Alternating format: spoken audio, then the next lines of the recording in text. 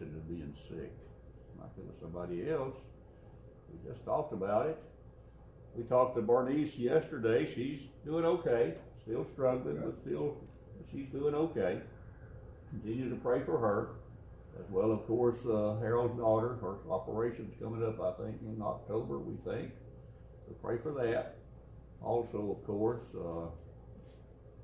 might be somebody else I was going to mention, but now I don't know who that was either. Of course, my neighbor Fred, he's still struggling in not really good shape. Remember him also. Do what? Did you say Leon? Do what now? Leon, did you say? Okay, well, Leon Eubanks, some of you know Leon. He's out here in rehab, but going to be there for several weeks. He broke his hip, and he's out there trying to get back on his feet. So let's pray for Leon also. Yeah, I forgot Leon. Yeah. And see down by the rehab of Wendy's or up Yeah, town. No, they're by Wendy's. Okay. Yeah. Go by and see him sometime. Well, I didn't know this. I forgot he was in town. I was there went by yesterday or the day before. Yeah, okay. Anyone else we need to mention being sick or out of town or something? Let's have a word of prayer. Father, we are so thankful that you bless us again with the opportunity that we can gather together here, that we can study your word, and we pray your good blessings upon every one of us as we discuss this together this morning. Help us to examine ourselves and measure ourselves by what we discuss this morning. We pray for those of our number, those who have been mentioned who are suffering from various different illnesses. We pray, Lord, that you bless them all, help them, Father, with their particular needs, that they might be able to overcome them quickly if it be your will. In the name of Christ we pray. Amen. There's Brenda. We can start now. Brenda's here. Brenda, I was not going to start till you got here. Galatians chapter 2 and verse 10. Last week we discussed verse 8 and 9, I suppose, but again, Paul is relating to the churches in Galatia, Durban, Lystra, Iconium, Antioch of Pisidia, some things that have occurred in the church at Antioch in Syria. How they had been disturbed, upset by these false brethren who came in and were telling them in Antioch that y'all Gentile Christians, you know you got to keep the old law. And Paul is aware that the churches in Galatia now, they're being harassed with the same problem, with these same folks with the same ideas. And so Paul is just telling these folks what had happened in Antioch and how it had been resolved. We know from Acts chapter 15, they went to Jerusalem. Paul and Barnabas, along with Titus, went to Jerusalem in Acts chapter 15. They worked this out. They decided that though the Gentile Christians did not have to keep the old law. We want to notice in verse 10 now, beginning, we'll deal with verse 10 first, that they had one stipulation. We've agreed on what we need to do now, Paul and Barnabas. Y'all fixing to go back home. Notice verse 10, only they would that we should remember the poor, the same which I was also forward to do. What they want us to do now, as we left, as we go back home, one request we want to make of you, Paul and Barnabas, y'all remember the poor. Remember the poor folks. You know, Jesus tells us in Matthew chapter 26, you will always have poor folks among you. There comes the Joneses, and yes, she's got her arm broke, I think. I don't know what they did to her. Her wrist is cracked. That intentional time when you say we'll have poor folks among us and we walk in. Well, perfect timing. That's right. Fractured her wrist. Yeah. That's what we should have mentioned, Paul. You'd already mentioned. Basketball injury. Yeah. Yeah, sure. We'll call in Child Protective Services. So. Good luck with that. Galatians chapter 2 and verse 10. They're making one request of Paul and Barnabas.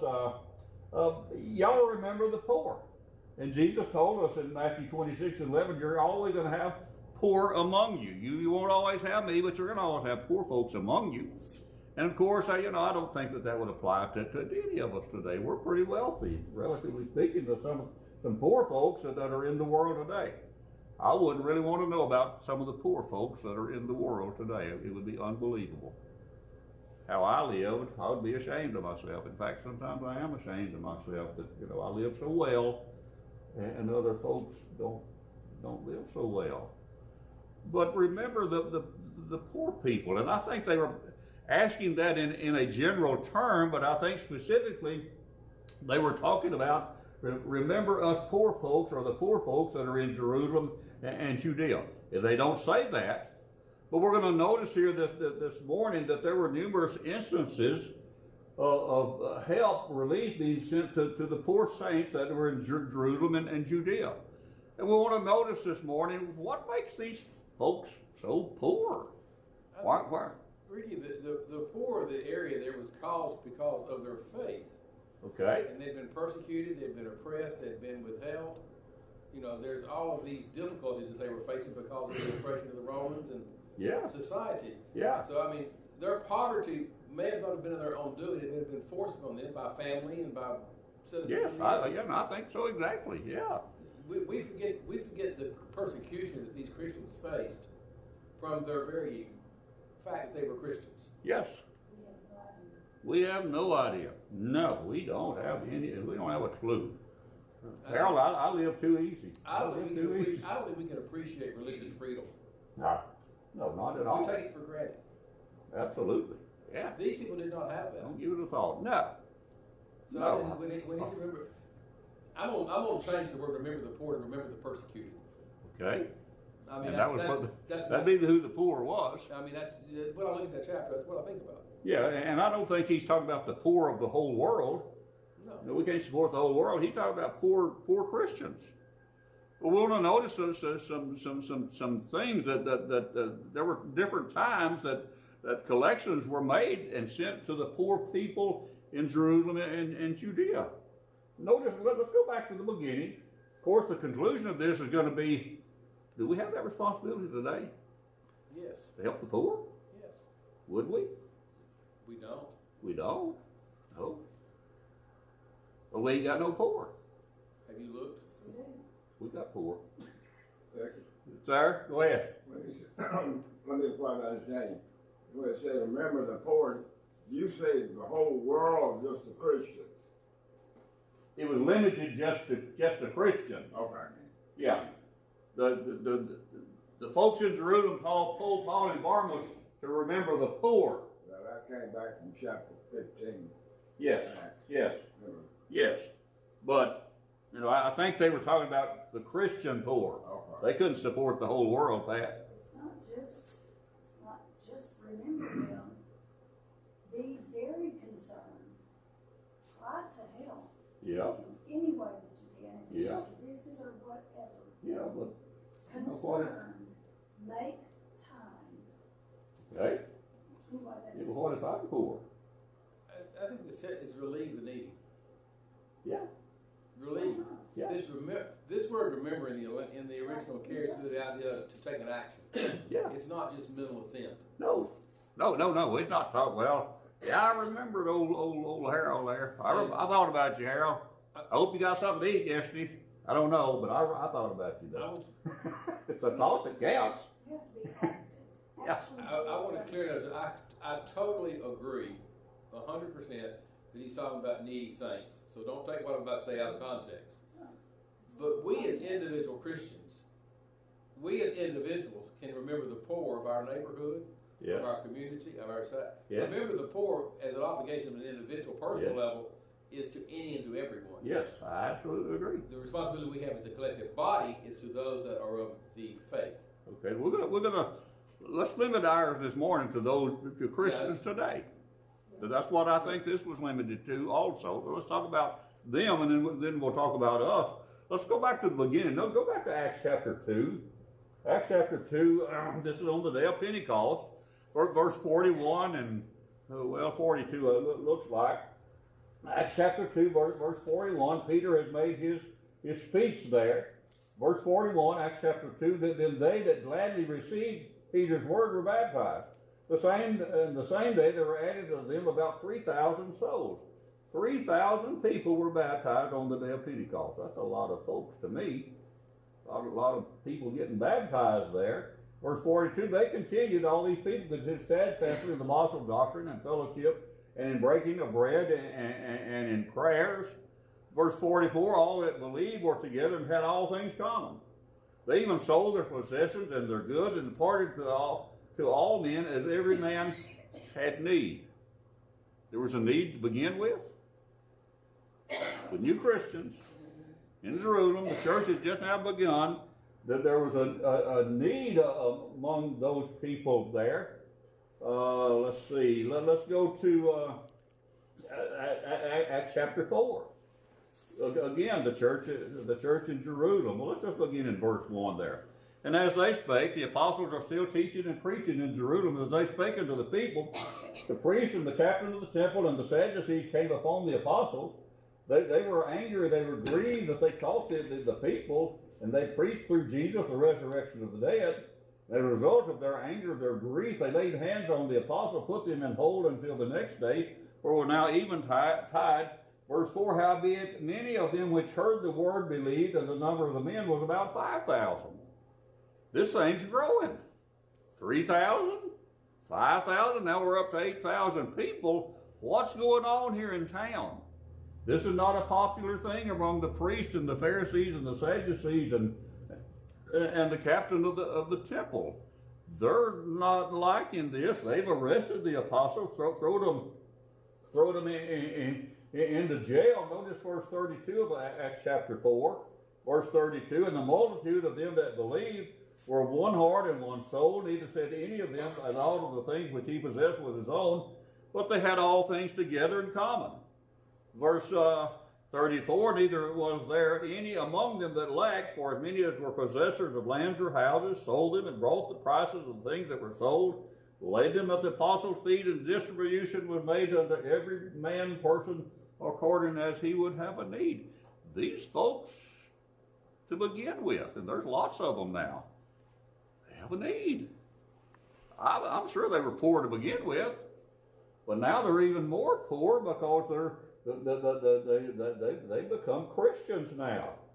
Yeah, I read all that. If you go back, or if you go over into Acts chapter 5 there, you'll find that Ananias and Sapphira, they want to jump on this bandwagon. Everybody's selling their land. Well, we're going to sell ours too. We got a lot of money out of that, you know. Maybe they don't need all that money. We just give them half of it and tell them we gave it all to them, Harold. You know, they'll never know the difference. But of course, their idea was to help with this, but not really. Notice Acts chapter 6. In those days, when the number of the disciples was multiplied even more, there arose a murmuring of the Grecians against the Hebrews because their widows were neglected in the daily ministration. This was an ongoing daily event. There were poor people, obviously, in Jerusalem. But what about the rest of the world? Go back with me and notice what Paul said there in Galatians chapter 2 and verse 10. Paul, y'all remember the poor? Paul said, well, look, that I've already been doing that. The same which I also was forward to do. Yes, you're right. I need to remember the poor. I'm going to continue to remember the poor. I've already been remembering the poor. Notice Acts chapter 11. What's he talking about there? We noticed Acts chapter 11 a few weeks ago. You remember Agabus the prophet? Came to Antioch where Paul and Barnabas were preaching in Antioch there. Agabus the prophet came from Jerusalem. Verse 28, and there stood up one of them named Agabus and signified, he prophesied by the Spirit, that there's going to be a great dearth, notice this, throughout all the world. Everybody. There's going to be a great dearth throughout all the world, which came to pass in the days of Claudius Caesar. That's the same Claudius that's mentioned in Acts chapter 18. Verse 29, then the disciples, every man as according to his ability, there in Antioch, they decided to send relief unto the brethren which dwelt in Jerusalem, which also they did, and they sent it to the elders by the hands of Barnabas and Saul. Paul says, I've already been doing that. And that's true. They'd already made a contribution. They'd already delivered that to the elders there in Jerusalem. Acts chapter 12 and verse 25 tells us that Barnabas and Saul returned from Jerusalem when they had fulfilled their ministry. They took this bag of money to the elders there, and they distributed it, apparently. Paul, just remember, y'all remember the poor? And he said, yeah, we are. And you know, we've already been doing that. But notice, go ahead, Burnell. You have to remember back in Acts 2, this was kind of, I call the weekend, I call Pentecost. Yes. That's why so many people was there. Yes. That was probably just a handful, as we say, of the thousands and millions of people that had come from all over the known world Yes. for this activity. Yes. That 8,000 was a lot of people, but that didn't say how many people that was there. No, and that's a good point. A lot of people were not from Jerusalem, they're in Jerusalem. And I've heard this preached and taught. I'm this visitor from 200 miles away. I don't live in Jerusalem. I'm here for Pentecost. I've heard this taught. I believe this, and so I'm going to be baptized, and I need to sort of hang around with this group here. However, I ain't got nothing. I don't live here. So they're gonna pool their stuff, and they're gonna help one another. That's what I get from this, because there's some poor folks there that ain't got nothing now. They not at home. They're still hanging around Jerusalem maybe. But I think that eventually cured itself. Notice Romans chapter 15. So some instances now of relief that was sent to the poor saints in Jerusalem and Judea. Romans chapter 15, verse 25, Paul writes here, he said, but now I'm going to Jerusalem to minister unto the saints. He's not going as a preacher. He's going to take another bag of money, if you will. That's how I've been describing it. Verse 26, for it hath pleased them of Macedonia and Achaia to make a certain contribution for the poor saints which are at Jerusalem. Still sending relief to the churches, the people in Jerusalem. This dearth that Agabus described and prophesied about back in Acts chapter 11, he said it's going to be worldwide. What's a dearth? We don't use that word. Famine. Drought. Dearth. What does dearth mean? Drought. Okay, a drought. We'd rather say drought, yeah. This drought is going to result into a dearth. It's going to be a scarcity of food. Ain't going to be nothing to eat. Not much to eat due to no rain or due to insects or due to war breaking out, and you know the crops were destroyed for one reason or another. Ain't gonna be much to eat. Andy? Notice verse 27 of Romans 15. Mm-hmm. For if the Gentiles are partaking of spiritual things, their duty is also to minister in material Mm-hmm. things, I think is, Yeah. You Gentiles, you benefited from their spiritual part of the Jews' religion now. and help them out physically. But not physically. Yeah. But you Gentiles have a responsibility to help those Jewish Christians, as well as the Jewish Christians have a responsibility to help the Gentile Christians. I think that's essentially what Paul was saying there, and we're going to come back to that in just a minute. Notice 1 Corinthians 16. We often use this for our on the Lord's table here, and I don't think there's anything wrong with it. But this is specifically talking about a certain contribution. 1 Corinthians 16, now concerning the collection for the saints, as I have given order to the churches of Galatia, even so do you. Paul had given these instructions to the churches in Galatia. That we're studying the book of Galatians now. Paul had given these instructions to those same churches. Notice what he's telling the church at Corinth now. Folks, on the first day of the week, that every one of you lay by him in stores, God hath prospered him, that there be no gatherings when I show up. But when I show up, whomsoever you shall approve by your letters, then will I send to bring your liberality unto Jerusalem. We're going to make up a contribution for the folks in Jerusalem. They're poor folks in Jerusalem. Well, I thought this drought was going to be worldwide. Everybody's suffering from it, ain't it? But we're going to support the folks in Jerusalem. Notice 2 Corinthians chapter 8. 2 Corinthians chapter 8, notice the first 4 or 5 verses. Corinth was a pretty wealthy, Corinth, the town, the city was a wealthy town. It was big commerce there. It was a seaport. We mentioned Macedonia and Achaia back in 1 Corinthians 16. We had them out, but anyway, Greece, the northern part of Greece, that's Macedonia. That's where Philippi, Thessalonica, Berea was. And we're fixing to read about those folks. Achaia is down here in the bottom part of Greece. That's where Corinth is. Them folks up in Macedonia, they're poor. Down there in Corinth, they're doing pretty good. They got a big commercial city going on here, and we're doing okay.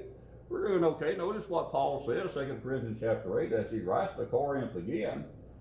Moreover, brethren, we do to you to wit, we want you to see and understand the grace of God bestowed upon the churches of Macedonia. That's them poor folks up there, Corinth. How then a great trial of affliction, the abundance of their joy and their deep poverty. Notice this, their deep poverty abounded under the riches of their liberality. These folks is poor now. They ain't be able to give much. They're poor. They need people helping them. Notice what? For their power, verse 3. I bear record, yea, and beyond their power, they were willing. They went beyond, they went the extra mile. They're going to do more than they could actually do. Notice verse 4. Praying with us with much entreaty that Paul takes this. Praying for us with much entreaty that we would receive this gift and take upon us the fellowship of the ministry to those saints. Paul, we know we're poor. But Paul, we know we can do something. So yes, Paul, you take it. You take it. And you give it to them even more poor people up yonder over there in Jerusalem. Trying to find my place here. Notice verse 5, and this they did, not as we had hoped, but first gave their own selves to the Lord and to us by the will of God. Notice verse 6 and 7. Now he's writing to Corinth. Insomuch that we desired Titus, that as he had begun, so he would also finish in you this same grace. Therefore, as you abound in everything, you folks in Corinth, y'all doing good. As you abound in everything, in faith and utterance and knowledge and in all diligence, and in your love to us, Titus is going to see that you abound in this grace also. Titus is going to come help you folks with this. Notice verse 9. For you know the grace of our Lord Jesus Christ, that though he was rich, yet for your sakes he became poor, that you folks through his poverty might be rich. And herein I give my advice for you folks. It's expedient for you who have begun before, not only to do, but also to be forward a year ago. I told you folks a year ago, back in 1 Corinthians 16. I told you. Go ahead. You notice he invited other Christians or members to go with him to take this. He didn't want to just take it by himself. No. He didn't want to be accused of taking part of the money. Yeah. He wanted several more people to go with him. He said, whoever wants to go with me. Yeah. Some of you folks have contributed to this. Well, if y'all want to go, let's go. Yeah, and that's a good, wise thing to do. Yeah. He couldn't be accused of taking part of it for himself. But notice he's told these people, you know, I told y'all about that a year ago. Notice chapter 9 and verse 1. These is the rich folks. The rich folks are sometimes a little bit higher. You know, those that are less fortunate will give faster than those that got it. And that's what he just said. What he just said. I mean, even today. Yeah, oh yeah. That's how they got it to begin with. They didn't turn it loose to start with. No. He made mention of the word Greece back a few minutes ago. That whole country was under Roman providence, where Judea and all that was kind of ruled through the king or priests and things like that. Yes. But Greece was out of the Roman Empire at this time. Yes, absolutely. But they were doing pretty good there in Corinth. Notice 2 Corinthians chapter 9 now. For as touching the ministering to the saints, it is superfluous for me to write unto you. For as touching the ministering to the saints, it's sort of a ridiculous thing that I need to write to you rich folks about that. I don't really need to write to the rich folks about that. For I know the forwardness of your mind, for which I boast of you to them in Macedonia. That Achaia was ready a year ago. You know, folks in Corinth, I told them poor folks up in Macedonia, they've already got their stuff together. They've got it together. But notice Paul's got a little doubt about that. Notice verse 3. Yet now, folks, I sent the brethren, have I sent the brethren, because of our boasting of you should be in vain in this behalf, and that I said that you're ready. Are y'all ready? Cornell? I just not pertaining to the lesson, but my sister used to do a lot of traveling with her and her husband, Yes. and they visited Athens Yes. another night in a car wreck, and Okay. said there was still a little small band of Christians in that town. Really? Yeah, they went to service there. Yeah. I don't know how strong they are or what they believe, but they Yeah. said it was a Yeah. small congregation still. Yeah. I'm surprised. I'm surprised at that. Notice verse 4, 2 Corinthians chapter 9, verse 4. I've sent some brethren to you. Because I've been bragging on y'all, and these brethren are coming to make sure you've got your stuff together. Verse 4, less happily, if some of them folks of Macedonia come with me, and if they show up and they find that you haven't got it together, you're unprepared, and not to mention we can all be ashamed. Because I've been bragging about y'all, that y'all are ready. Y'all get ready now. This is the rich folks. A little bit of doubt about them being ready, Burdell. I said Corinth, but I meant Athens. Athens, okay. That's the only town I guess is really established at that time in that part of the country. Yeah. Athens. It still exists today. Yeah, I don't know if Corinth still exists. I really don't know. Okay. I'll look that up when I get home. That would be sort of interesting. But notice something now. These folks in Judea seem to be more poor than everybody else. We're sending aid and relief to the poor folks in Judea. What made them more poor than anybody else? We read in Acts chapter 4 there that the chief priest and the captain of the temple and the Sadducees and the Pharisees, they didn't like what these apostles were doing. They had the apostles arrested. Notice Acts chapter 5. Look at Acts chapter 5. Now this is what I'm going to say here. This is what Rickey's put together, so it may not be worth anything. So just don't pay this any mind. But notice this. Acts chapter 5, beginning in verse 14. And believers were the more added to the Lord, multitude both of men and women. We still got people being added to the church there in Jerusalem. Insomuch that they brought forth the sick, from other places, let the shadow of Peter.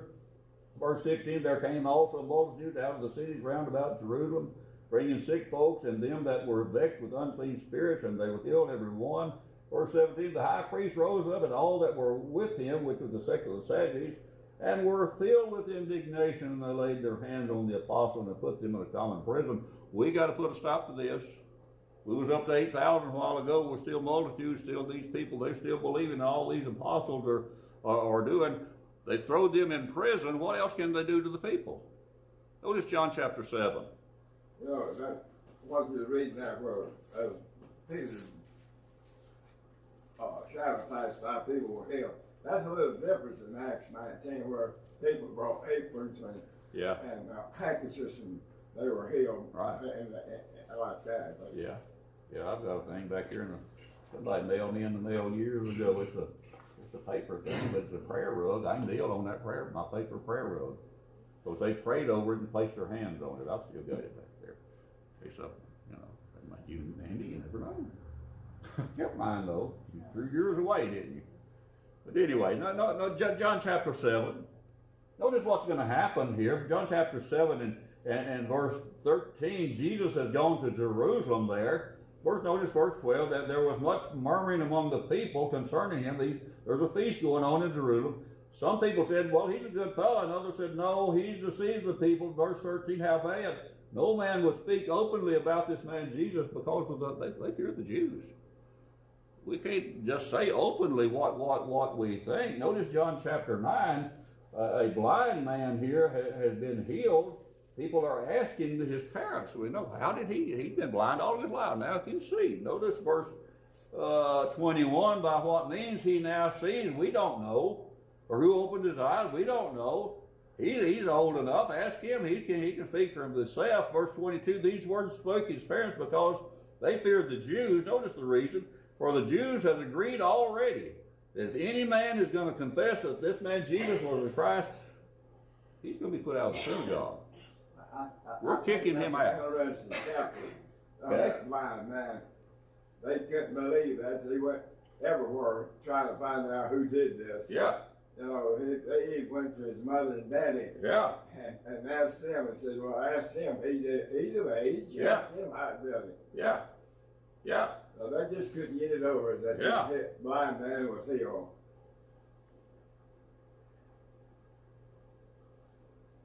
I'm trying to look and see if the blind man even knew what his name was. I don't think he did. But anyway, at any rate, you know, if you're going to tell me that you believe that Jesus is the Christ, the Son of God, that's fine and well.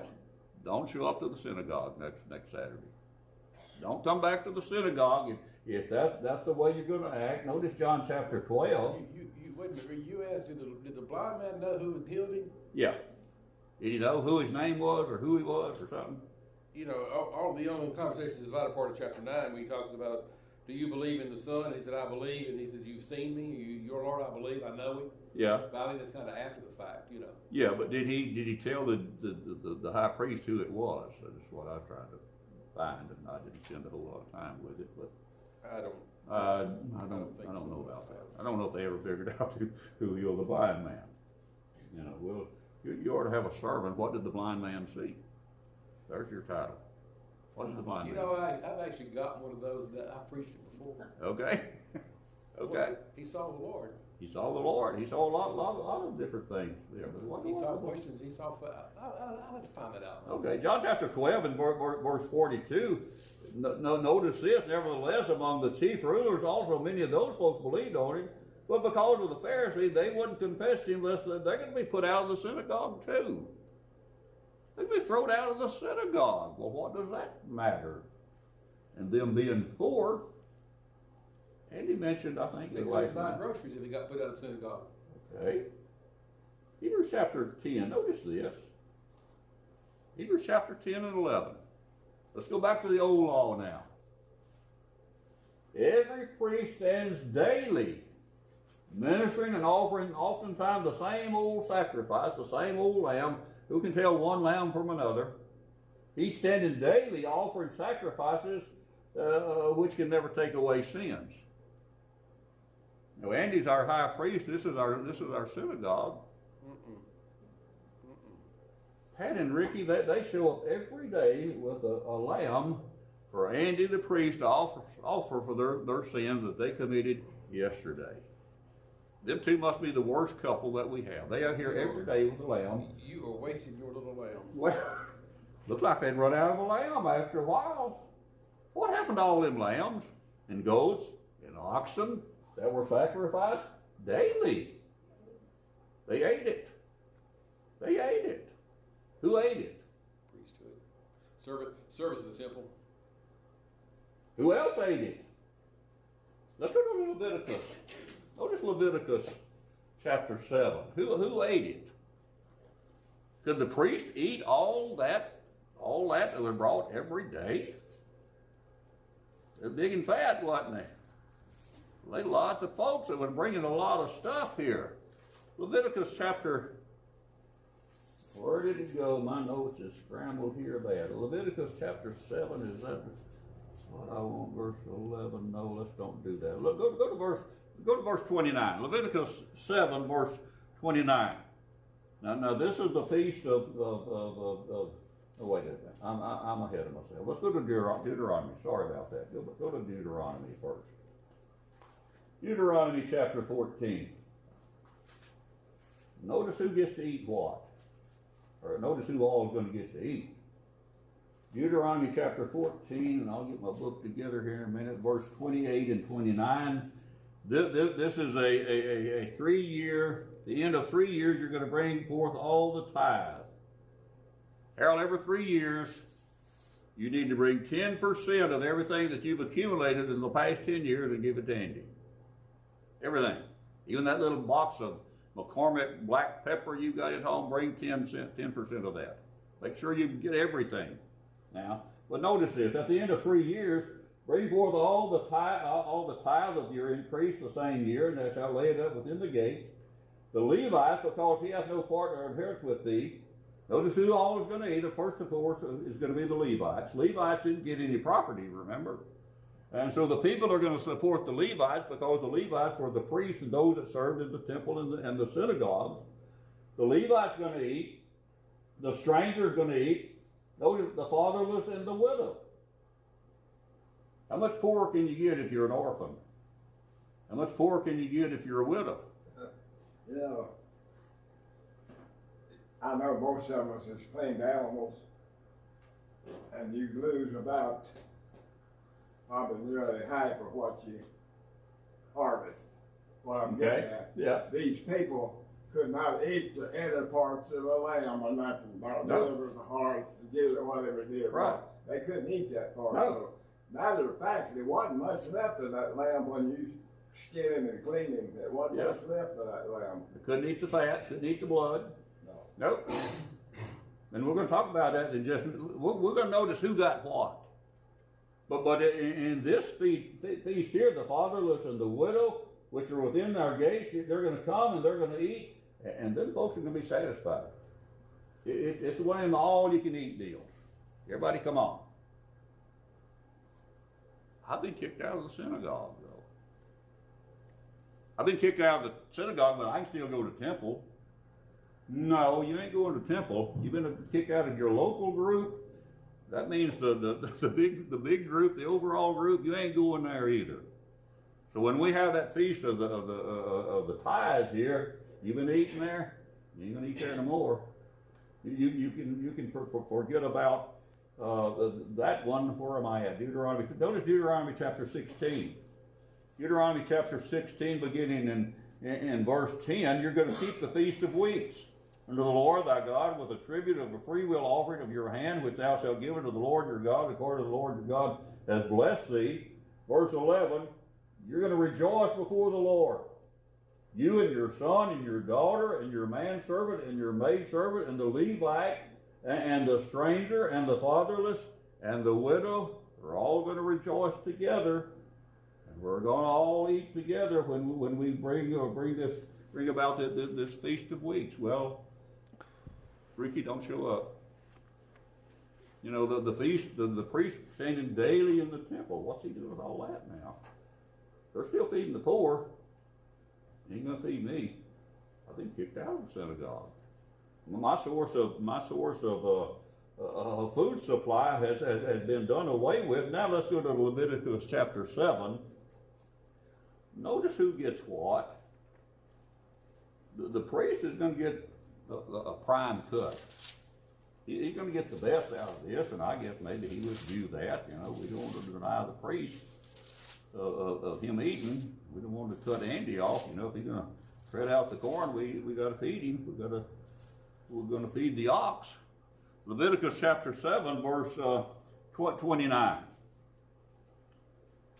Speaking to the children of Israel, saying, the one that's going to offer the sacrifice of his peace offering to the Lord shall bring his oblation unto the Lord of the sacrifice of his peace offering. You know, that's me and Pat. We're bringing our lamb up here again. Here he is, Andy, again. His own hand shall bring the offering to the Lord made by fire. The fat with the beast, it shall he bring. Notice this, that the breast of this offering now, the breast may be waved for a wave offering before the Lord. The priest shall burn the fat upon the altar, but the breast shall be Aaron's and his sons. Aaron and the priest and his sons are going to get the breast out of whatever sacrifice this is. It's going to be a wave offering. And what that literally means, they're going to pick this breast up, whatever it is, and they're literally going to wave it like this, like you see on TV sometimes. This is offered to the Lord, but I'm going to eat it. The priest gets that. Notice verse 32. The right shoulder shall you give unto the priest for a heave offering.